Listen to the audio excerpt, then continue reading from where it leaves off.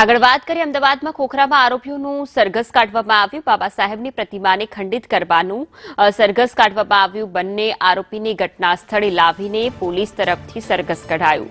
આરોપીઓ પાસે પોલીસે જાહેરમાં માફી માંગાવી।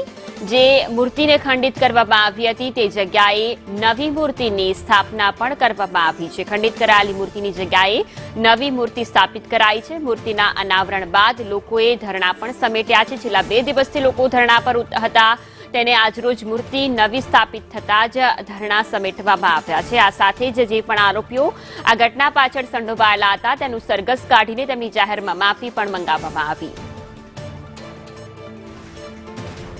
તો 1000 થી પણ વધુ સીસીટીવી ચેક કરવામાં આવ્યા હતા અને કોના તરફથી આ કૃત્ય કરવામાં આવ્યું છે તે તપાસ કરવામાં આવી હતી અને ત્યારબાદ સીસીટીવીના આધારે આરોપીઓને ઝડપી પાડવામાં આવ્યા હતા। આરોપીઓ તરફથી મૂર્તિને ખંડિત કરવામાં આવી હતી જેથી કરીને તેમને કડકમાં કડક સજાની પણ માંગણી ઉઠી હતી। રાજનીતિ પણ આ મુદ્દે ગરમાઈ હતી। અંતે હવે આરોપીઓ પોલીસ પકડમાં આવી પહોંચ્યા છે। તેમની ધરપકડ કરી લેવામાં આવી છે। જોકે તેમને કેવી સરભરા કરવામાં આવી છે તે આ દ્રશ્યોમાં જોઈ શકાય છે કે બંને આરોપીઓ ચાલી પણ નથી શકતા અને તેમણે જે કૃત્ય કર્યું છે તે બદલ તેમણે જાહેરમાં માફી પણ માંગી છે।